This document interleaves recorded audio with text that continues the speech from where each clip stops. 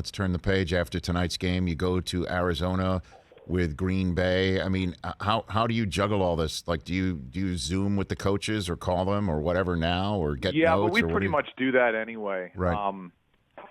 So that's going to be difficult because our conference call with Green Bay is tonight at 6, and pitch number 1 is at 7. Come on. So I'm going to have to steal somebody's notes like I'm back in college. But I've already done the Packers this year. We had them week 1, and I've done them 14,000 times. So there's just little updates that we get from these guys. And Aaron's so good with us, just being honest and giving us pretty much, exactly who's playing well, what they're trying to do against Arizona. Arizona's defense, I was working on it last night till, I don't know, 2:30. And you start looking at that defense, and it's really good. Mm-hmm. And I think, all the eyes go to Kyler Murray, and for good reason.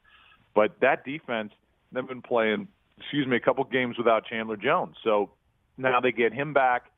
And Green Bay is light without a couple of receivers going into this game as we sit here and talk now. So I think Green Bay's got their hands full going out there against an undefeated team. It's still Green Bay, it's still Aaron Rodgers, and they can beat anybody. But they're going to have their hands full tomorrow night. No doubt, and it's unfortunate about Adams and Lazard both being out, with Adams having it and Lazard being an unvaccinated close contact, and he's out now. And that is unfortunate, and it's a totally different team, as you know, than the one that you saw in week 1. What the hell, right? I mean, like, you were there.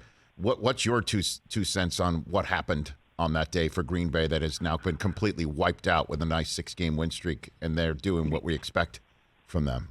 What about that one? I don't know if that was remnants from kind of the weird offseason, and I think, people that were close right to Aaron Rodgers, to the Green Bay Packers, said it's over. He's not coming back. And I don't think they had any clue that thing would work out. And I'm here to tell you, thank God it did. I mean, it feels right, him coming back to the Green Bay Packers. It certainly changes our entire outlook at Fox with our schedule, especially down the stretch.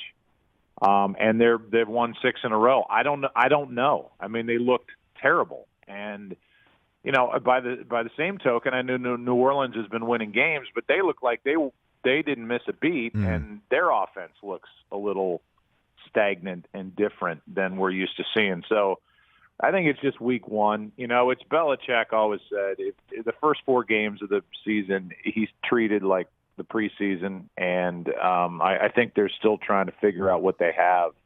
The first few games, at least, coming off what is a lighter training camp than a lot of these coaches are used to having from decades gone by. Hey, you watched all the way to the end. Thanks for that. Watch more right here.